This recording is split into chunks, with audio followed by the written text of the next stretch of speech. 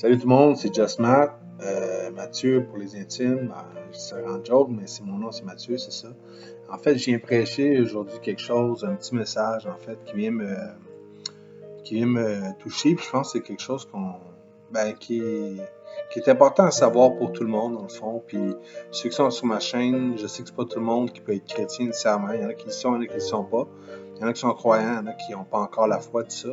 Donc, je pense que c'est une obligation pour moi de parler du salut, en fait. En tout cas, du moins, ce que je sais du salut, les passages bibliques par rapport à ça. Donc, on va aller voir tout de suite. Juste avant, je vais juste retirer ma casquette.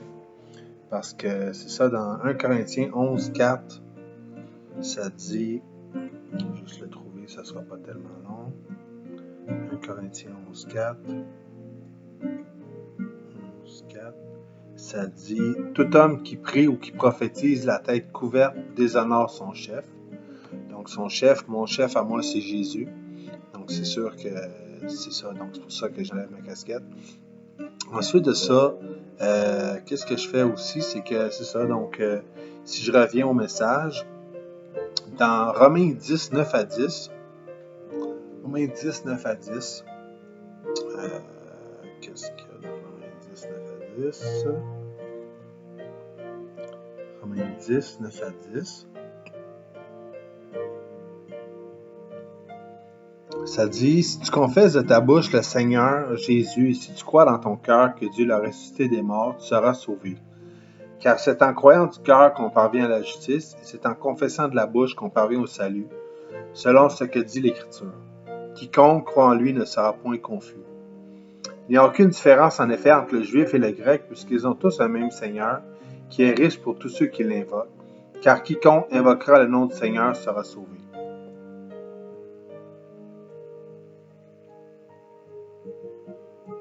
Ensuite de ça, allez voir dans Acte 2, 23 à 38. Dans Acte 2, 23 à 38, on parle en fait un peu plus du message que Pierre envoie à la population. Le contexte historique à ce moment-là, c'est Jésus qui est ressuscité. En fait, qui est ressuscité après le 3e jour. Puis c'est ça, il a été crucifié, comme vous savez, tout ça, pour la plupart. Puis c'est ça, donc il a été ressuscité. Il est apparu à peu près 500 disciples. Puis après ça, il leur a dit aux apôtres de se réunir dans une pièce pour pouvoir recevoir le cadeau de l'Esprit Saint. Donc, dans le fond, c'est ça. On voit un peu le passage dans Acte 2. C'est le verset, je pense que c'est 23.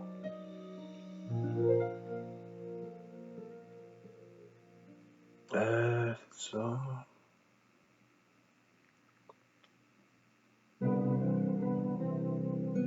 C'est ça. 23, ça commence comme ça. Cet homme livré selon le dessein arrêté et selon la préscience de Dieu, vous l'avez crucifié. Vous l'avez fait mourir par la main des impies. Dieu l'a ressuscité en le délivrant des liens de la mort parce qu'il n'était pas possible qu'il fût retenu par elle. Car David dit de lui, je voyais constamment le Seigneur devant moi, parce qu'il est à ma droite, afin que je ne sois point ébranlé. Aussi mon cœur est dans la joie, et ma langue dans l'allégresse, et même ma chair reposera avec espérance, car tu n'abandonneras pas mon âme dans le séjour des morts, et tu ne permettras pas que ton sein voie la corruption. Tu m'as fait connaître les sentiers de la vie, tu me rempliras de joie par ta présence. Hommes, frères, qu'il me soit permis de vous le dire librement au sujet du patriarche David, qu'il est mort, qu'il a été enseveli et que son sépulcre existe encore aujourd'hui parmi nous. Comme il était prophète et qu'il savait que Dieu lui avait promis avec serment de faire asseoir un de ses descendants sur son trône, c'est la résurrection du Christ qu'il a prévue et annoncée en disant qu'il ne serait pas abandonné dans le séjour des morts et que sa chair ne verrait pas la corruption. C'est ce Jésus que Dieu a ressuscité, nous en sommes tous témoins. Élevé par la droite de Dieu, il a reçu du Père le Saint-Esprit qui avait été promis, et il l'a répandu comme vous le voyez et l'entendez. Car David n'est point monté au ciel, mais il dit lui-même, le Seigneur a dit à mon Seigneur, assis-toi à ma droite, jusqu'à ce que je fasse de tes ennemis ton marchepied. Que toute la maison d'Israël sache donc avec certitude que Dieu a fait Seigneur et Christ, ce Jésus que vous avez crucifié. Après avoir entendu ce discours, ils eurent le cœur vivement touché et ils dirent à Pierre et aux autres apôtres, Hommes, frères, que ferons-nous? Pierre leur dit, repentez-vous et que chacun de vous soit baptisé au nom de Jésus-Christ pour le pardon de vos péchés et vous recevrez le don du Saint-Esprit. Car la promesse est pour vous, pour vos enfants et pour tous ceux qui sont au loin, en aussi grand nombre que le Seigneur notre Dieu les appellera. Donc, on voit en fait que c'est ça, c'est un discours que Pierre fait pour expliquer dans le fond que Jésus qui est venu sur la terre, qu'ils ont rencontré et tout, c'était pas juste un homme ordinaire, c'était un homme qui était déjà préparé, c'était préparé sa mort pour qu'il meure pour le pardon des péchés, pour que tout le monde puisse avoir droit au pardon des péchés, puis pour pouvoir avoir droit à la vie éternelle éventuellement. Donc, c'est ça. Ensuite de ça, si on regarde, dans Matthieu 3.2, c'est ça, ouais, Matthieu, Acte 2.38 et Matthieu 3.2 et Matthieu 4.17. Si on va dans ces passages-là, ça parle de la repentance. Fait qu'on parle, c'est quoi la repentance? Parce qu'on peut se poser la question.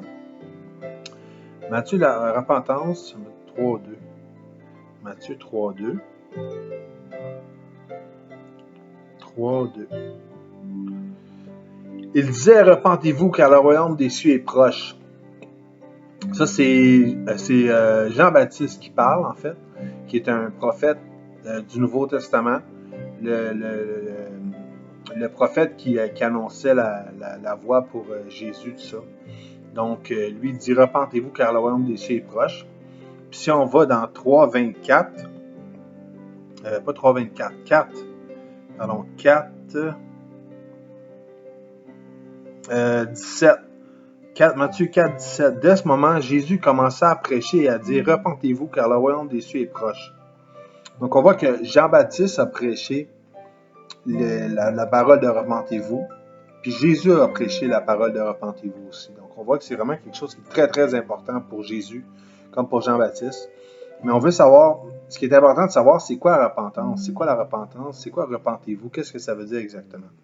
Donc là, à ce moment-là, moi, j'ai été dans il y a la version Louis II, second 21, en fait, la version plus connue, là, si vous ne savez pas c'est quoi, c'est cette Bible-là ici. Cette Bible-là, c'est Louis II 21. Donc, dans cette version-là, ça dit changer d'attitude. Donc, c'est changer d'attitude, c'est changer de pensée, c'est changer ses comportements en tentant constamment de les conformer à son nouveau maître. Le maître, c'est Jésus, évidemment. Donc, c'est ça, Yeshua, pour ceux qui veulent savoir en hébreu qu'est-ce que ça veut dire, le nom de Jésus. Donc, ensuite de ça, donc pourquoi on a besoin d'un sauveur? Dans Romains 3, 9 à 12. Dans Romains 3, 9 à 12.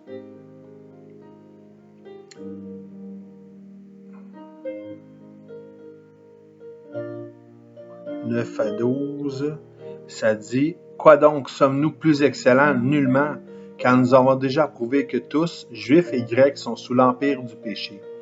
Selon qu'il est écrit, il n'y a point de juste, pas même un seul. Nul n'est intelligent, nul ne cherche Dieu. Tous sont égarés, tous sont pervertis. Il n'en est aucun qui fasse le bien, pas même un seul. Leur gosier est un sépulcre ouvert, ils se servent de leur langue pour tromper. Ils ont sous leurs lèvres un venin d'aspic. Leur bouche est pleine de malédiction et d'amertume. Ils ont les pieds légers pour répandre le sang. La destruction et le malheur sont sur leur route. Ils ne connaissent pas le chemin de la paix. La crainte de Dieu n'est pas devant leurs yeux. » Ensuite de ça, si on va un petit peu plus loin, on voit en fait que ça dit aussi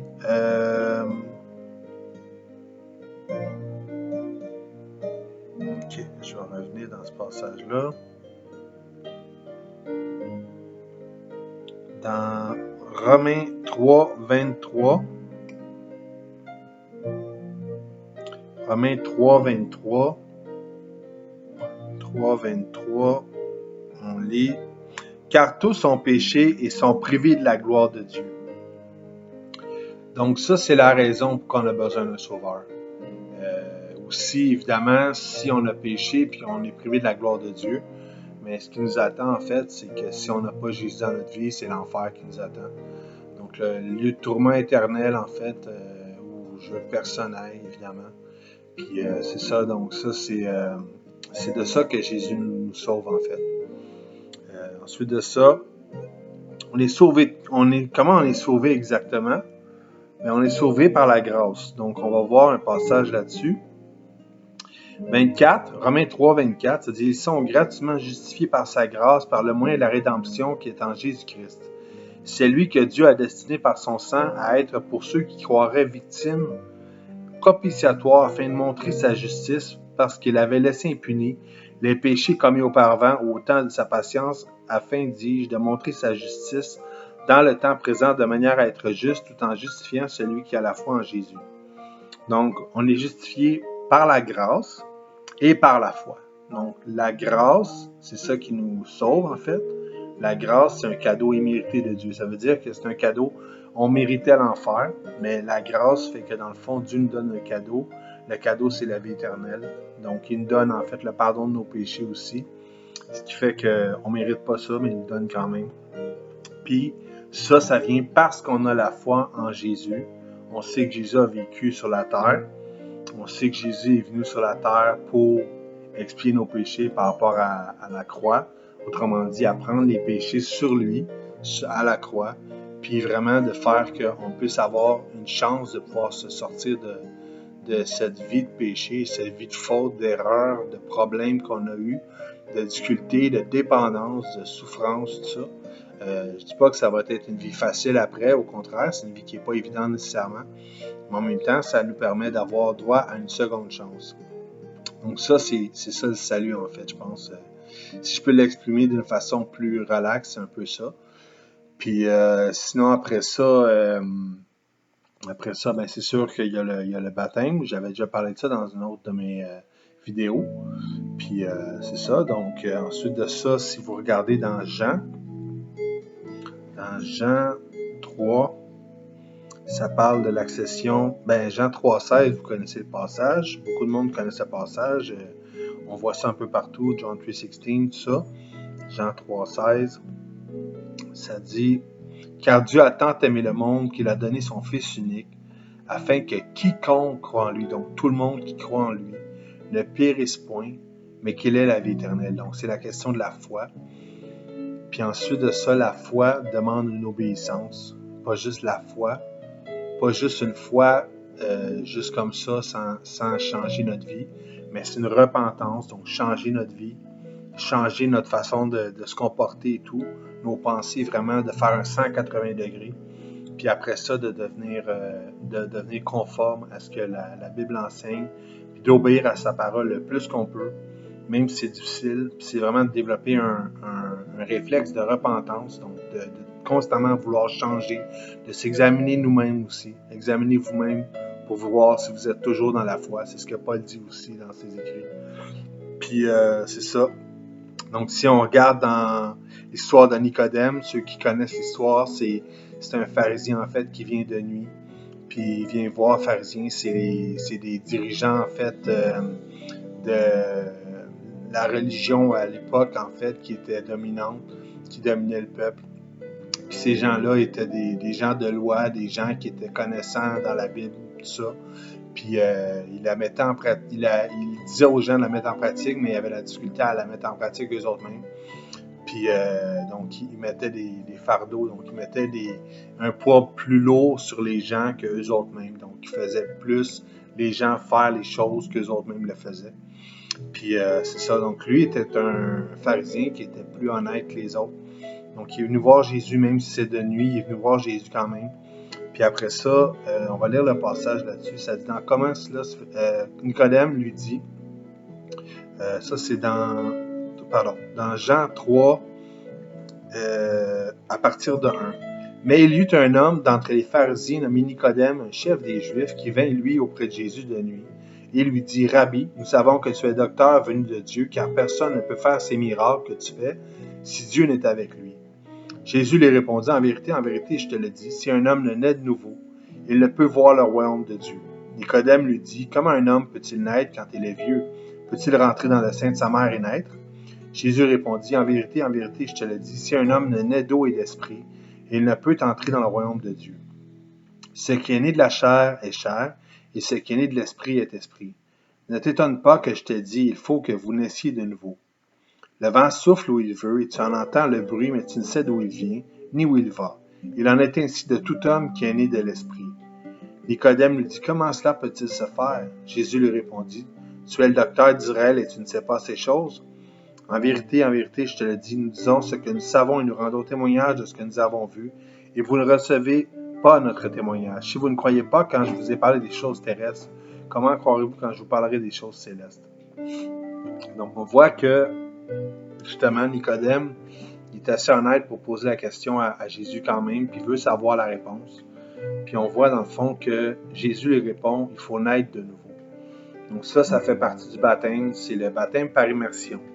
C'est un baptême, en fait, qui est différent du baptême catholique qu'on connaît souvent, les Québécois de ma génération, puis les autres cultures aussi, les autres nationalités aussi. Donc, le baptême, autrement dit, recevoir des petites gouttelettes sur le front, tout ça, c'est pas biblique, c'est pas du tout dans la Bible, tout ça. Puis c'est vraiment une question que le baptême, c'est par immersion, ça s'appelle baptizo en grec, puis ça veut dire immerger, en fait. Donc, c'est plonger dans un bassin complètement, puis renaître comme une nouvelle créature qui vit un renouvellement complet de cœur, un nouveau cœur, un cœur qui passe de pierre à un cœur de chair, un cœur qui ressent des choses, qui revit des choses, qui devient de plus en plus sensible aussi, puis un cœur qui veut faire la volonté de Dieu, qui a un désir de faire la volonté de Dieu, puis qui est touché par le péché, qui est blessé par le péché, puis qui veut se repentir constamment. Donc ça, c'est par rapport au baptême. Donc le baptème de l'Esprit, en fait, où on reçoit l'Esprit Saint. Il y en a qui le reçoivent avant, il y en a qui le reçoivent après, il y en a qui le reçoivent pendant. Ça dépend de chaque personne, ça dépend comment Dieu agit. En fait, c'est Dieu qui agit d'une manière ou d'une autre. Mais d'une manière ou d'une autre, en fait, le baptême est vraiment un aspect très, très important de la foi chrétienne. Puis si on regarde dans Matthieu 28, 18 à 20, Matthieu 28, 18 à 20,